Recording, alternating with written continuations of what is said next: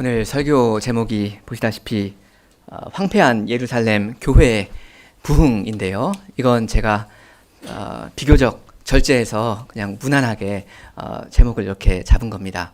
한동안은 좀 더 파격적으로 이 설교 제목을 잡으면 어떨까 고민을 좀 하기도 했었는데, 교회의 부흥 매뉴얼 이렇게 잡으면 어떨까 고민도 했었는데, 그렇게 해버리면 여러분이 너무 깜짝 놀라시고 민원이 들어올까봐 그렇게 정하진 않았습니다.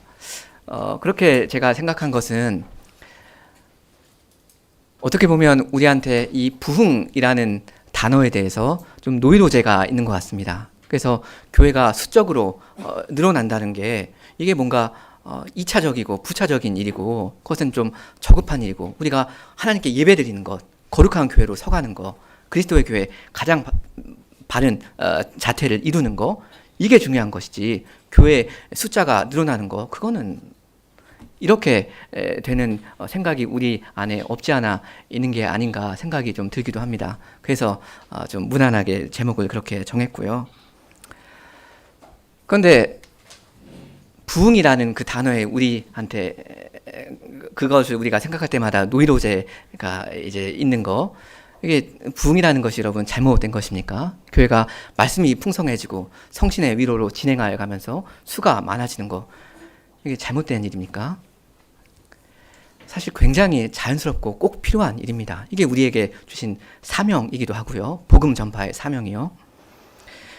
교회가 부흥하는 데에는 두 가지 방법이 있다고 할 수 있을 것 같습니다. 하나는 사람의 방법이고요. 하나는 하나님의 방법입니다. 사람의 방법은 한마디로 꼼수를 부리는 거죠. 어떻게든 사람만 끌어모을 수 있다면 온갖 육신적인 수단과 방법을 가리지 않고 그걸 다 그냥 활용해 보는 겁니다. 이렇게도 좀 해보고, 이게 안 되면 저렇게도 좀 해보고. 근데 하나님의 방법이 있거든요. 하나님께서 이렇게 하면 내 교회가 부흥할 것이다, 이렇게 정해 주신 것이 있습니다. 저는 그게 오늘 스가랴 8장 본문이라고 생각하고요. 그런 관점에서 어떻게 교회가 부흥할 수 있는가, 그걸 좀 생각해 보려고 합니다. 은혜개혁교회 여러분들께 중요한 과제가 이 부흥 아닙니까? 교회다운 교회로 서 나갈 때 당연히 부흥하게 되고, 숫자적으로 그것은 반드시 있어야 하고 여러분께 꼭 필요한 주님의 은혜 아닙니까? 그러니까 같이 이런 관점에서 생각을 해보면 좋겠습니다. 스가랴 7장과 8장이 사실은 하나의 이야기인데요. 지난 시간에는 7장을 보았고 오늘은 8장입니다. 먼저 7장을 좀 잠깐만 복습하겠습니다. 혹시 기억이 좀 나시는가 모르겠습니다. 7장 앞부분 보시면 하나님의 백성이 한 마음으로 아주 민망한 부탁을 주님께 드렸다 했었습니다. 주님, 우리가 지금까지 이렇게 수십 년 동안 신실하게 금식을 해왔는데 이거 꼭 계속 해야 하는 겁니까? 안 하면 안 됩니까? 이랬습니다. 이런 질문에 대한 주님의 답이 무엇이었습니까? 사실 너희는 한 번도 금식을 제대로 해본 적이 없다, 이러셨습니다. 7장 5절에 그러셨죠. 온 땅의 백성과 제사장들에게 이르라. 너희가 70년 동안 5째 달과 7째 달에 금식하고 애통하였거니와 그 금식이 나를 위하여 한 것이냐 하십니다. 70년 그 성전이 무너져 있는 동안에 이스라엘 백성이 분명히 뭔가 금식 같은 금식을 하긴 했는데, 그건 주님을 위한 참된 금식은 아니었다, 이겁니다. 그걸 지적하시고 나서 이어서 7장 7절에서 계속 말씀하시는데, 우리 7절을 같이 한번 읽으면 좋겠습니다. 7장 7절. 예루살렘과 사면 성읍의 백성이 평온히 거주하며 남방과 평원에 사람이 거주할 때 여호와가 옛 선지자들을 통하여 외친 말씀이 있지 않느냐 하시니라. 여기 7절에 예루살렘과 사면 성읍에 백성이 평온히 거주하며 남방과 평원에 사람이 거주했을 때라고 하죠. 이건 주전 586년 이전 시대입니다. 그러니까 예루살렘이 아직 무너지기 전에 그때 이야기입니다. 지금 이 스가랴 시대보다 한 70년, 80년, 90년 이쯤 전 이야기입니다. 유다가 아직 멸망하지 않았을 때예요. 근데 여러분, 이때 당시에 이 특징이 뭐였다고 지금 말씀하십니까? 이때, 그러니까 예루살렘 함락 이전의 시대의 특징이 뭐였냐면 사람들이 이 유다 땅에 살고 있었다 이겁니다. 그걸 두 번 반복해서 말씀하시죠. 7절에 예루살렘과 사면 성읍에 백성이 평온히 거주하였다 하시고요. 그 다음에 남방과 평원에 사람이 거주하였다 합니다. 그러니까 남유다의 수도 예루살렘과 그 근처에 있는 성읍들에 백성이 평온히 거주를 했었고요. 그리고 이 좀 남방 쪽, 그리고 평원, 여기는 예루살렘보다 좀 더 남쪽에 있는 남유다의 그 지역들 이야기인데, 말하자면 지방이라고도 할 수 있죠. 여기에도 사람들이 거주했었습니다. 이스라엘 백성이. 요즘 우리말로 치면 여기 뭐 서울에도 사람들이 있고 사방 경기도권에도 백성이 있었고, 뭐 충청도, 전라도 이쪽에도 사람들이 많이 살고 있었다. 하나님의 백성이 많이 있었다 이겁니다. 이 7절 말씀은요, 한마디로 남유다 땅에 사람들이 있었을 때 나 여호와가 옛 선지자들을 통해서 너희의 선조들한테 외쳤던 말씀이 있었다 이겁니다. 뭐라고 그때 외치셨는가? 그게 9절, 10절에 나오는데 제가 7장 8절부터 좀 읽겠습니다. 7장 8절부터요. 여호와의 말씀이 스가랴에게 임하여 이르시되 만군의 여호와가 이같이 말하여 이르시기를, 이건 이같이 말하였었다 과거에 그렇게 이해하셔야 됩니다. 너희는, 여기서 너희는이라는 말은 스가랴 시대 지금 백성이 아니라 적어도 70년 이전에 살았던 그때 과거 이스라엘 백성이죠. 너희는 진실한 재판을 행하며 서로 인애와 긍휼을 베풀며 과부와 고아와 나그네와 궁핍한 자를 압제하지 말며 서로 해하려고 마음에 도모하지 말라 하였으나, 과거에, 그러니까 남유다 땅 전반에 사람들이 아직 살고 있었을 때 그 하나님의 백성한테 여호와께서 뭐라고 하셨었는지 그걸 인용하시는 게 9절과 10절 말씀입니다. 9절과 10절 요약하면 뭡니까? 한마디로 너희들 서로 사랑하거라 이거 아닙니까? 그걸 이 스가랴 시대 백성의 선조들한테 주께서 요구하셨던 겁니다. 근데 그때 그 백성이 이 말씀을 들었습니까?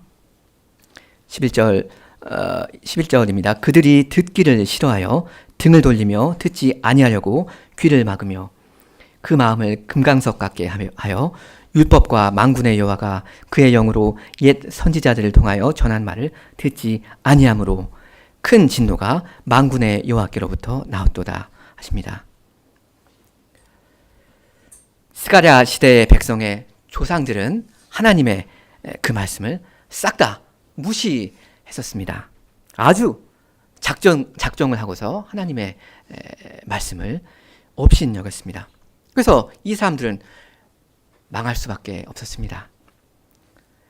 그래서 하나님의 진노가 나타났는데, 하나님의 그 진노로서 어떤 결과가 나타났는지, 하나님께서 벌을 내리셨는데 그 결과가 뭐였는지 우리 7장 14절을 같이 한번 읽으실까요? 7장 14절. 내가 그들을 바람으로 불어 알지 못하던 여러 나라에 흩었느니라. 그 후에 이 땅이 황폐하여 오고 가는 사람이 없었나니 이는 그들이 아름다운 땅을 황폐하게 하였음이니라 하시니라. 하나님의 말씀을 무시했던 이 과거 백성을 주께서 어떻게 하셨는가 하면요, 14절에 내가 그들을 바람으로 불어 알지 못하던 여러 나라에 흩어버리셨다 하십니다. 이스라엘 백성은 원래 어디에 살고 있었습니까? 아까 7절에 나왔었죠. 예루살렘, 사면 성읍, 남방과 이 평원에 살고 있었죠. 한마디로 하나님의 백성이 하나님의 땅에 살고 있었던 겁니다. 근데 이 백성을 하나님께서 바람으로 후 이렇게 열국 가운데 불어서 흩어버리셨습니다. 왜 우리 책상에 이렇게 지우개 가루, 그 지우개 똥이라고 하죠. 지우개 가루가 막 있는데 그걸 우리가 후 이렇게 불어버리면 그냥 단순간에 사방에 이렇게 흩어버려지잖아요. 날아가 버립니다. 뭐 그런 겁니다. 하나님께서 그렇게 자기 백성을 날려버리신 겁니다. 불순종하는 이 못된 백성을 하나님의 땅에서 쫓아내버리신 겁니다. 하나님의 백성이 하나님의 말씀을 안 들으니까 하나님의 땅에서 더 이상 살 자격이 없는 거죠. 그 결과가 무엇입니까? 이게 오늘 이 8장에서 중요한데요. 14절 하반절 보시면 14절 하반절에 그 후에 이 땅이 황폐하여 오고 가는 사람이 없었나니 이는 그들이 아름다운 땅을 황폐하게 하였음이니라 합니다. 이스라엘 땅이 황폐해졌다. 무슨 말이죠? 사람들이 없어졌다 이겁니다. 하나님의 땅에 하나님의 백성이 더 이상 없어졌다 이겁니다. 그 많던 사람들이 이 땅에 그렇게 많았는데 이 땅이 이제는 적막하게 되어버린 겁니다. 말하자면 교회가 텅 비어버린 겁니다. 요약하면 예전에는 이 땅에 사람들이 많이 있었는데요. 하나님의 땅에 하나님의 백성이 많이 있었는데요. 그 하나님의 백성이 하나님의 말씀을 듣지 않았고요. 그래서 그 결과로 그 사람들이 싹 다 없어지게 되었습니다. 이렇게 이스라엘 땅이 폐허가 되어버린 상태로 7장이 막을 내렸었습니다. 근데 7장이 결말은 아니죠. 7, 8장이 하나의 이야기라고 했었습니다. 우리 8장 1, 2절을 같이 한번 읽겠습니다. 8장 1, 2절 만군의 여호와의 말씀이 임하여 이르시되 만군의 여호와가 이같이 말하노라 내가 시온을 위하여 크게 질투하며 그를 위하여 크게 분노함으로 질투하노라. 만군의 여호와께서 시온을 위해서 크게 질투하신다. 무슨 말입니까?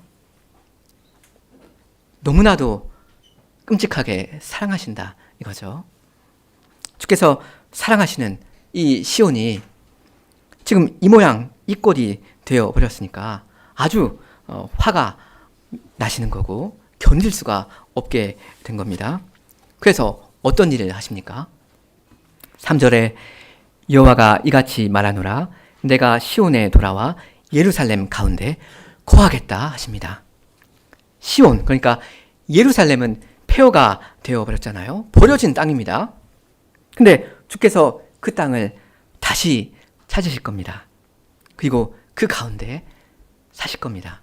그 유다 땅 한가운데 그 수도에 주께서 일단 사실 겁니다. 왜 그렇죠? 왜 예루살렘을 다시 찾아오십니까?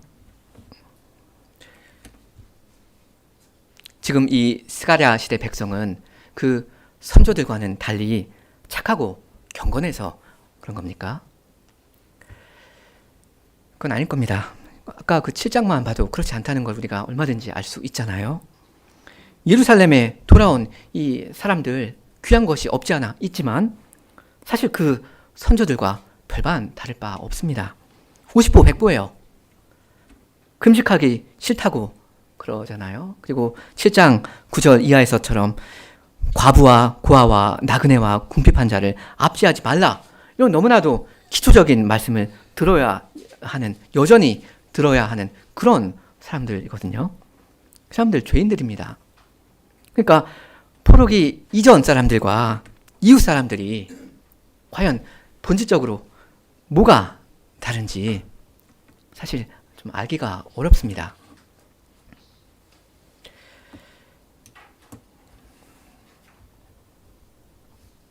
그러니까 오늘 말씀 8장 전체는 사실 갑작스러운 반전입니다.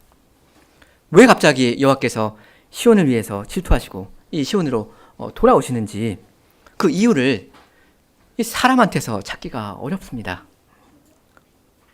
그 이유는 오직 하나님의 그 거룩하신 사랑에 있습니다. 인자와 진실이 많으신 여호와께서 그 언약을 이렇게 이루어 가시는 거죠. 그럼 여호와께서 시온에 돌아오심으로 어떤 일이 벌어지게 되는지 우리 8장 4절을 같이 읽겠습니다. 8장 4절. 만군의 여호와가 이같이 말하노라. 예루살렘 길거리에 늙은 남자들과 늙은 여자들이 다시 앉을 것이라. 다 나이가 많으므로 저마다 손에 지팡이를 잡을 것이요. 남녀 이 노인들이 아주 평화롭게 이 예루살렘 광장마다 앉아서 쉬게 될 거다 이겁니다. 하나님의 백성이 장수하게 될 거다 이거죠. 그리고 손에 지팡이를 잡고서 얼마든지 거리를 이렇게 누빌 수 있을 만큼 건강하게 될 거다 이겁니다. 왜 전쟁이 나거나 좀 경기가 어렵고 그러면 그 어르신들이 한가히 이렇게 앉아서 쉬는 그런 모습은 볼 수 없게 되잖아요. 젊었을 때 전쟁터에서 다 뭐 죽거나 뭐 그러니까요. 근데 지금 하나님께서 그리시는 광경은 이스라엘의 하나님 여호와께서 주시는 그 땅에서 그 백성의 생명이 길리라 하시는 겁니다. 시편 128편에서 그러시죠. 여호와께서 시온에서 내게 복을 주실지어다. 너는 평생에 예루살렘의 복을 보며 내 자식의 자식을 볼지어다. 이스라엘에게 평강이 있을지로다. 여러분 아시다시피 요즘 이 평균 기대 수명이 점점 늘어나고 있지 않습니까? 이건 너무나도 참 감사해야 할 일이죠. 할아버지, 할머니들이 평생 예루살렘의 복을 보면서 자식의 자식을 보게 되는 거 얼마나 복되고 귀한 일입니까? 성도 여러분께서도 여러분 가운데 계신 이 신앙의 선배님들을 진심으로 공경하고 존대하셔야 할 겁니다. 그 다음 5절에 보면 그 자식의 자식 이야기가 나오죠. 5절에 보면 그 성읍 거리에 소년과 소녀들이 가득하여 거기에서 뛰놀게 될 거다 하십니다. 수많은 아이들이 바글바글 하면서 마음껏 뛰노는 거 너무나도 귀한 모습이죠. 우리는 지금 이 합계 출산율이 0.6명을 지금 코앞에 두고 있지 않습니까? 이 세상 사람들은 점점 더 이 아이들을, 자녀들을 복으로 여기는 대신에 어떤 집으로 여기는 것 같은데요. 우리 하나님의 백성도 그런 생각에 질질 끌려가 버리면 안 될 겁니다. 아이들이 아이들답게 정말 해맑게 웃고 떠들면서 이렇게 커가는 거, 그런 게 있어야 교회의 미래가 있을 겁니다. 이렇게 우리가 방금 본 이 4절과 5절, 이게 남녀노소가 아주 활기 넘치게 살아가는 그런 아름다운 모습인데요. 여러분 이 7장과 8장의 맥락에서 보면 이게 지금 어떠한 의미가 있는 것입니까? 텅 비어 있었던 예루살렘에 다시 사람들이 돌아오게 될 거다 이겁니다. 하나님의 땅에 하나님의 백성이 가득 채워질 거다 이겁니다. 하나님의 나라가 회복된다는 거죠. 부흥입니다. 근데 사실 지금 스가랴 시대 예루살렘은 너무나도 쓸쓸하고 한산하거든요. 왜냐하면 바벨론에서 이 돌아온 사람들은 소수였다 말입니다. 여러분처럼요. 과거에 비해서 하나님 나라의 수도가 이제는 너무나도 초라하게 민망하게 되어버린 겁니다. 그래서 사람들이 듣기에는 방금 이 4, 5절의 말씀이 거의 믿겨지지가 않습니다. 그래서 6절에 만군의 여호와가 이같이 말하노라. 이 일이 그날에 남은 백성의 눈에는 기이하려니와 내 눈에야 어찌 기이하겠느냐. 만군의 여호와의 말이니라 하십니다. 예루살렘이 다시 사람들로 북적거리게 될 거라는 거, 교회에 부흥이 있게 될 거라는 거, 사람이 보기에는 너무나도 신기한 일이 되고 믿기지 않는 일이 되겠지만 주님께는 그렇지 않다 이겁니다. 주님이 하실 겁니다. 얼마든지 하실 수 있어요. 왜 못하십니까? 주님은 전능하십니다. 그래서 만군의 여호와, 만군의 여호와, 만군의 여호와 계속 이 말씀을 하시잖아요. 7절에 만군의 여호와가 이같이 말하노라. 보라, 내가 내 백성을 해가 뜨는 땅과 해가 지는 땅에서부터 구원하여 내고 인도하여다가 예루살렘 가운데 거주하게 하리니 그들은 내 백성이 되고 나는 진리와 공의로 그들의 하나님이 되리라 하십니다. 주님께서는 얼마든지 자기 백성을 불러 모실 수 있습니다. 근데 여러분, 여기 8절에요.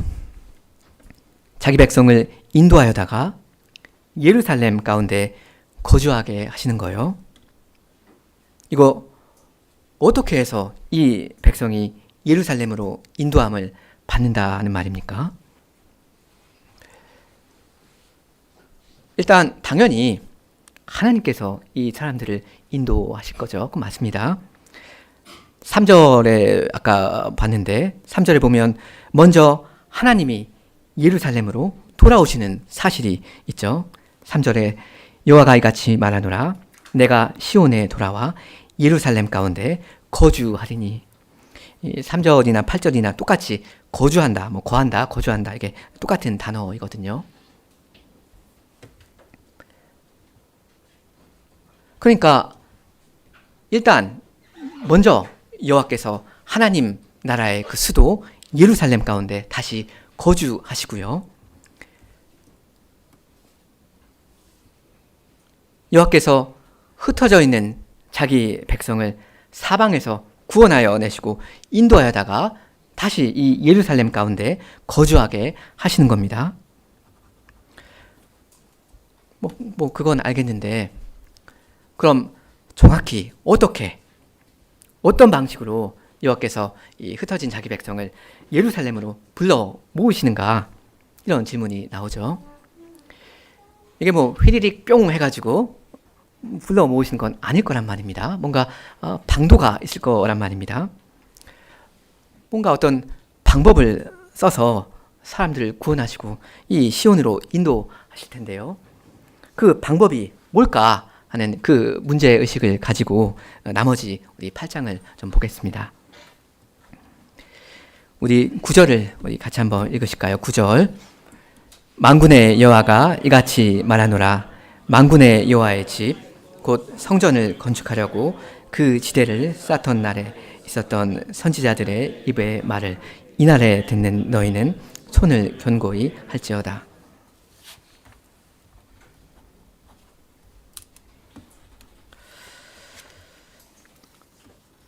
아까 8절까지는 미래에 있을 모습을 그리면서 말씀하셨다면요. 여기 9절부터는 현재 백성한테 좀 더 직접적으로 말씀하십니다. 학개의 선지자 스가랴 선지자가 전하는 말씀을 듣고 있는 사람이요.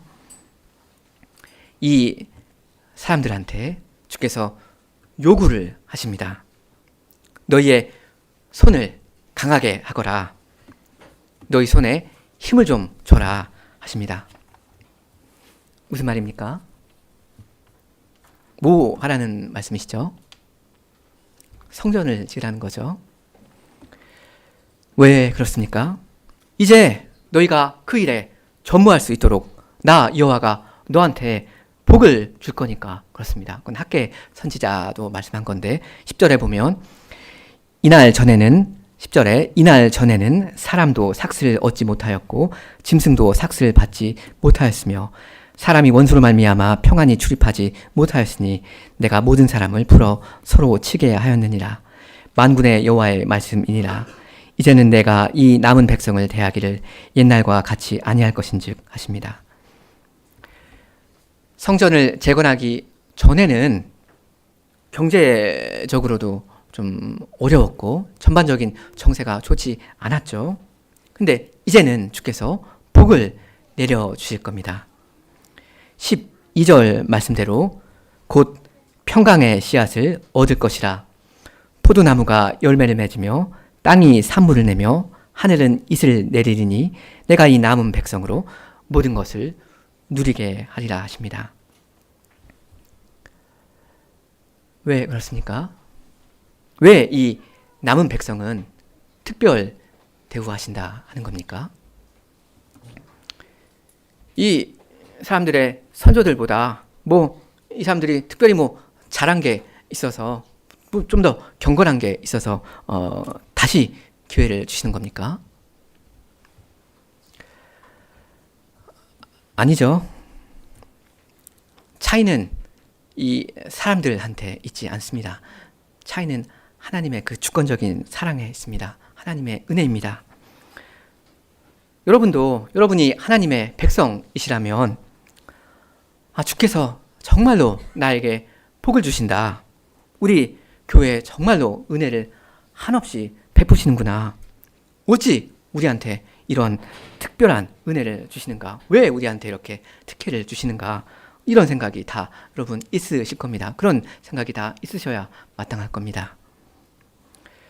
그럼 하나님께서 왜 교회를 특대하시고 왜 이렇게도 복을 주시는가? 그 이유가 13절인데 우리 13절도 같이 읽으면 좋겠습니다. 13절 유다 족속아 이스라엘 족속아 너희가 이방인 가운데에서 저주가 되었었으나 이제는 내가 너희를 구원하여 너희가 복이 되게 하리니 두려워하지 말지니라 손을 견고히 할지니라.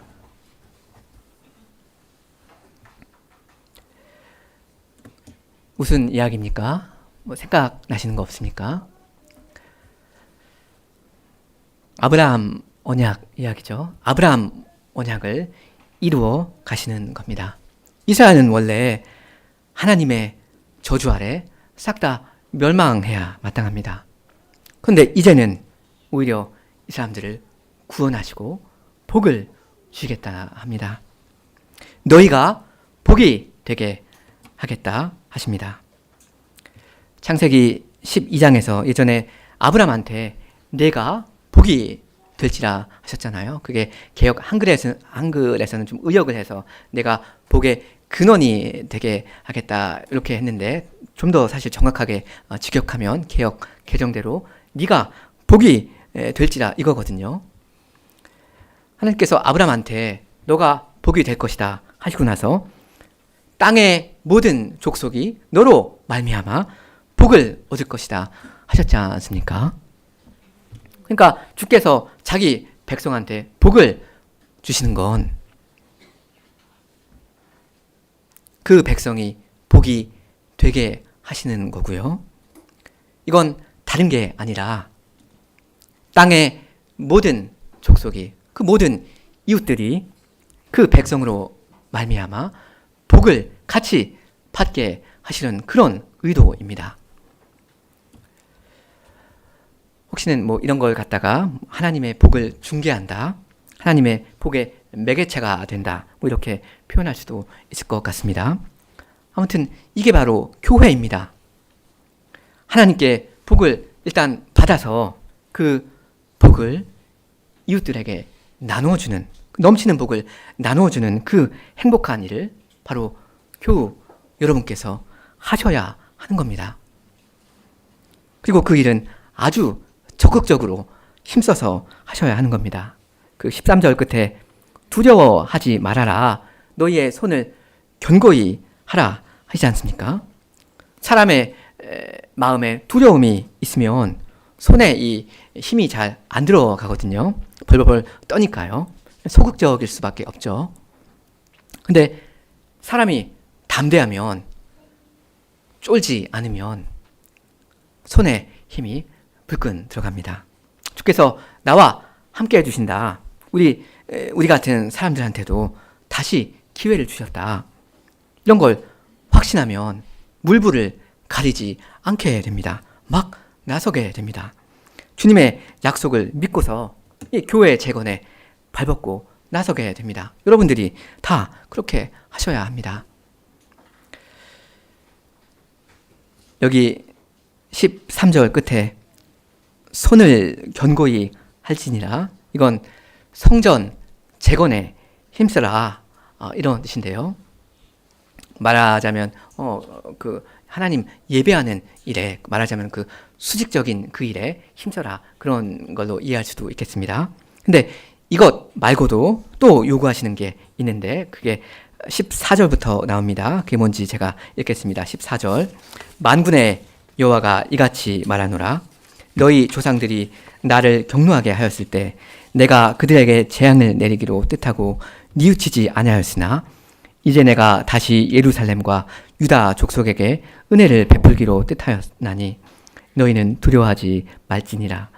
너희가 행할 일은 이러하니라. 너희는 이웃과 더불어 진리를 말하며 너희 성문에서 진실하고 화평한 재판을 베풀고 마음에 서로 해하기를 도모하지 말며 거짓 맹세를 좋아하지 말라. 이 모든 일은 내가 미워하는 것이니라. 여호와의 말이니라. 여기 주님의 구체적인 명령이 16절, 17절 말씀이죠. 이거 어디서 많이 들어본 말씀 아닙니까? 그 16절 끝에 진실하고 화평한 재판을 베풀라는 거예요. 그리고 17절에 마음에 서로 해하기를 도모하지 말라는 이 말씀이요.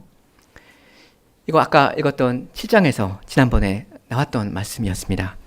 여러분 7장 9절 보시면 7장 9절 중간에 너희는 진실한 재판을 행하라 하셨잖아요. 그리고 7장 10절 하반절에는 서로 해치려고 마음에 도모하지 말라 하신 바 있었습니다.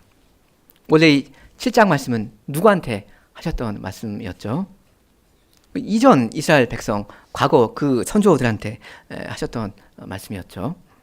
과거 그 못된 막 나가는 사람들한테 주셨던 그 말씀을 이제 주께서 다시 이 현 시대 백성한테 주시면서 똑같이 요구하십니다. 이게 말하자면 수평적인 뭐 그런 요구라고 할 수도 있을 것 같은데요. 그러니까 이 성전만 번듯하게 지어 놓으면 그게 다가 아닌 겁니다. 요즘식으로 말하면 이 교회당만 예쁘게 그럴듯하게 지어놓고 그리고 교리가 바르고 어떤 종교적인 것들이 잘 갖추어져 있다고 해서 그렇다고 해서 다 된 게 아닙니다. 수직적인 어떤 예배, 이것이 교회 전부가 아닙니다. 성도들 가운데 서로를 사랑하는 게 있어야 합니다. 여러분, 교인들이 서로 미워하고 삐지고 싸우고 그러고 앉아있으면 누가 그런 모임에 마음이 끌리겠습니까? 그런 사회에 누가 일원이 되고 싶어 하겠어요? 교회 안에 차가운 종교만 있고 따뜻한 사랑이 없으면 그런 냉랭한 그 분위기는 누구나 다 감지할 수 있고요. 딱 들어서자마자 그 냉기가 느껴진다 말입니다. 그런 교회는 사람들이 아마 몰려들지 않을 겁니다. 그러니까 은혜개혁교회 여러분들은 서로 사랑하십시오. 서로를 용납하고 용서하고 서로 간에 화평하시기 바랍니다. 평화를 위해서라면 100번이라도 양보하시기 바랍니다. 참아주는 거, 져줄 수 있는 거, 내가 이길 수도 있지만 져줄 수 있는 거, 이게 경건이고 이게 실력입니다. 시편 133편에 보라, 형제가 연합하여 동거함이 어찌 그리 선하고 아름다운고 하지 않습니까? 그런 아름다운 교회를 여러분이 함께 이루어 가셔야 합니다. 예배만 잘 드린다고 해서, 그렇다고 해서 거룩한 교회다, 그건 아닐 겁니다. 성도들 간에 사랑이 있어야 할 겁니다. 18절, 19절 말씀을 제가 읽습니다. 18절. 만군의 여호와의 말씀이 내게 임하여 이르시되 만군의 여호와가 이같이 말하노라. 넷째 달의 금식과 다섯째 달의 금식과 일곱째 달의 금식과 열째 달의 금식이 변하여 유다 족속에게 기쁨과 즐거움과 희락의 절기들이 되리니 오직 너희는 진리와 화평을 사랑할지니라.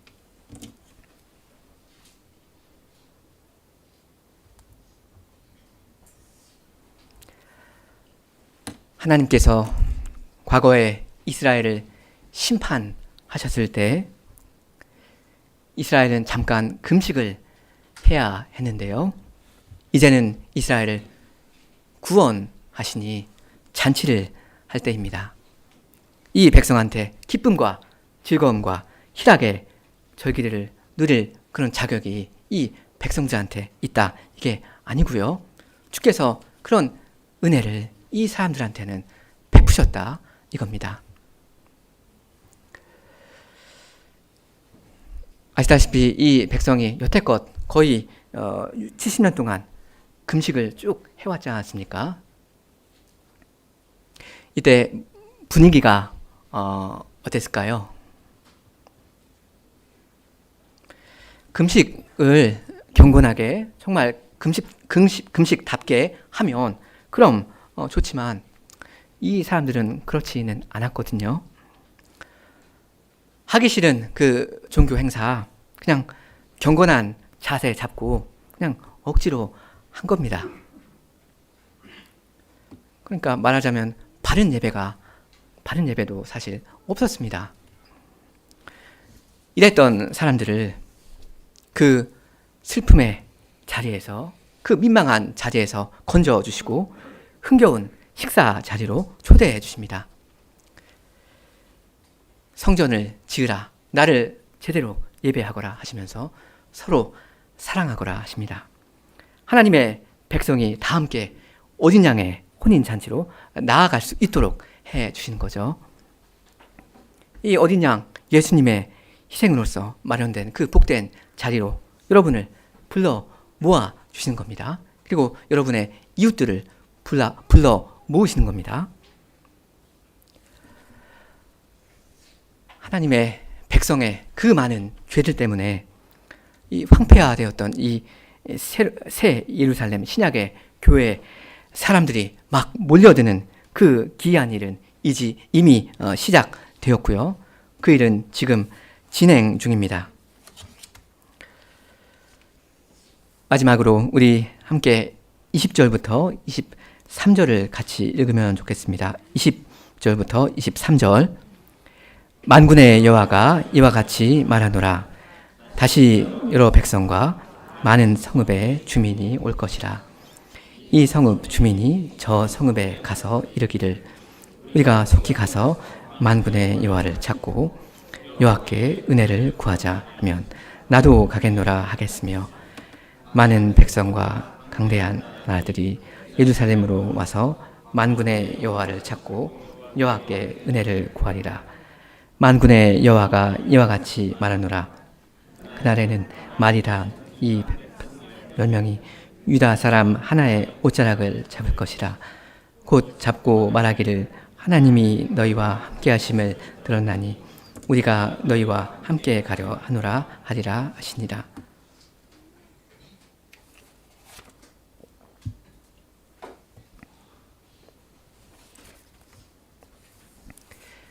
교회가 부흥하는 모습이죠.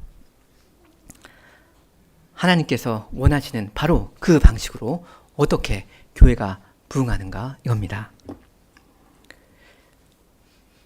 어떻게 그리스도의 교회 주께서 수를 더하십니까? 오늘 8장 본문에 쭉 나왔습니다. 먼저 사랑과 자비가 풍성하신 여호와께서 시온에 돌아와 주십니다. 자기 백성을 용서해 주시고요. 회복해 주십니다. 자기 열조보다 하나도 잘한 거 없는 이 무리한테 한없는 복을 그냥 베풀어 주시고요. 다시 한번 기회를 주십니다. 이런 기회를 주시는데 기존 세대와 똑같이 해버리면 그러면 되겠습니까? 그럼 안 됩니다.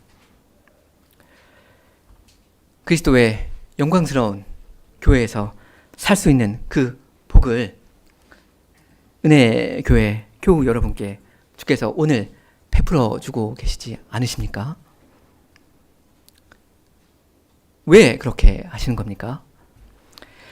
그건 여러분이 여러분의 이웃들한테 복이 되게 하시려고 그런 겁니다.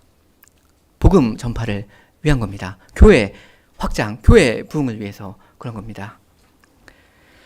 주님께서는 만대에 걸쳐서 자기 백성을 다 불러 모으시되 먼저 부르사 회개시키신 그 백성, 성도 여러분을 통해서 그 남은 백성을 마저 불러 모으십니다. 절대 휘리릭 뿅 하면 알아서 되는 거 없고요.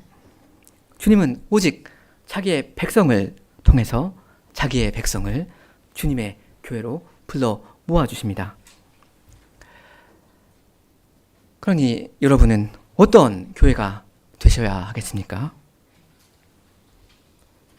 아까 8장 3절 하반절에서 그랬죠.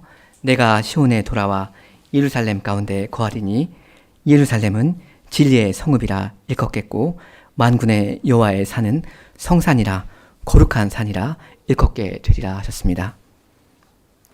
여러분, 은혜 개혁교회 여러분은 진리의 성읍이 되셔야 하고요. 세상의 빛, 산 위에 있는 동네 거룩한 교회로 서 계셔야 합니다. 하나님과 실제로 함께 살고 있는 그런 성도들다운 그런 모습이 여러분 가운데 자연스럽게 나타나야 합니다. 정통의 교리를 외치는 동시에 피차 뜨겁게 사랑하셔야 합니다. 오늘 이 본문에서 강조하는 것은 성전을 지으라 하는 그런 수직적인 것보다는 이 수평적인 게 좀 더 많은 것 같습니다. 서로를 해하지 않고 사랑하는 것, 하나님의 성품을 닮아서 하나님이 미워하시는 거 미워하고 하나님이 사랑하시는 걸 사랑해서 사랑이신 하나님처럼 되는 거, 서로를 사랑하는 거, 그걸 주되게 이야기하시죠. 하나님께서 그 독생자로서 여러분을 사랑하신 것 같이 여러분 서로를 사랑하십시오. 여러분이 서로를 사랑할 때라야 이로써 모든 사람이 여러분이 예수님의 제자이라는 것을 알게 될 겁니다. 사랑이 없으면 그게 뭡니까? 소리나는 구리이고 울리는 꽹과리입니다. 여러분이 하나님의 복을 받아서 하나님의 성품을 발휘할 때 사람들은 몰려들 겁니다. 교회다운 교회를 사모하는 사람들 얼마나 많습니까? 이 세상 가운데서 죄와 사망 가운데 멸망을 향해서 간 사람들 얼마나 많아요? 10사람이 은혜교회 교우 한 명의 옷자락을 잡고서 하나님이 당신과 함께 하신다는 걸 우리가 들었으니까 제발 우리도 당신과 함께 가게 해달라. 그렇게 하게 되기를 바랍니다. 그래서 우리들만의 어떤 금식이 아니라 만민의 잔치가 되기를 함께 구합니다. 주님께서는 이미 여러분들한테 풍성한 복을 내려주셨고요. 이제 여러분이 그 주님의 말씀에 순종하기만 한다면 여러분이 이 지역사회 이웃들에게 흘러 넘치는 복이 되게 하실 겁니다. 이 구약의 선교 전략을 보면 말하자면 오게 만드는 이 예루살렘의 그 아름다운 모습을 보고 이방 사람들이 보고서 거기가 좋구나 하면서 사람들이 끌려오게 하는 그런 것이거든요. 그런데 신약의 선교 전략은 훨씬 더 적극적이죠. 하늘과 땅의 모든 권세를 받으신 주님께서 가장 먼저 요구하신 건 가라, 이거거든요. 가라. 다른 사람들한테 오라. 이렇게 다른 사람들이 우리한테 올 때까지 마냥 기다리는 게 신약의 선교 전략이 아니고요. 그 사람한테 다가가는 거, 이게 신약의 교회 선교 전략입니다. 21절에서도 사실 보면 이 성읍 주민이 저 성읍에 가서 이른다, 이렇게 우리 성경에 되어 있거든요. 이게 이방인들 이야기하는 겁니다. 이방인들이 다른 이방인들한테 가서, 구원받은 사람이 구원받을 사람들한테 가서 그리스도의 복음을 전하는 거, 이게 신약 교회가 부응하는 하나님의 방식입니다. 함께 기도하시겠습니다.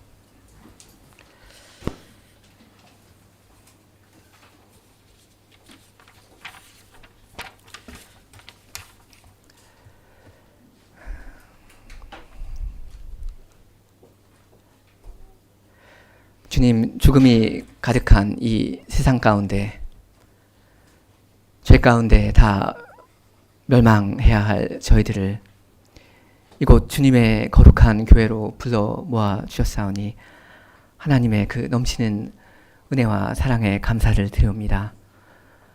저희는 다른 사람들과 하나도 다를 바가 없는 그러한 죄인들이었사오나 주께서 저희에게 특별한 은혜를 베풀어 주시고 저희를 주님의 교회 되게 하시고 한없는 복을 베푸시옵니다. 주님, 주께서 저희에게 복을 베풀어 주시는 이 이유를, 그 목적을 저희 마음이 깨닫게 하여 주시기를 구합니다.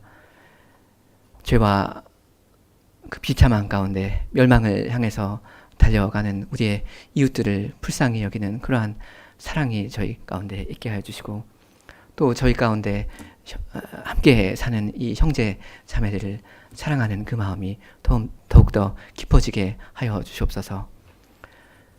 그러므로 하나님을 참되게 예배하는 일과 서로 사랑하는 그 일이 이 교회 가운데, 교회 안에 점점 더 분명해져서 죄인들이 이 교회로 돌아오고 이 교회 수가 점점 더 많아지는 그러한 복을 우리가 다 누릴 수 있도록 하여 주시옵소서. 이 냉소적인 세상 가운데 그리스도의 복음을 말할 수 있을 만한 그러한 믿음과 담력을 저에게 더욱 베풀어 주시옵소서. 예수님의 이름으로 기도합니다. 아멘.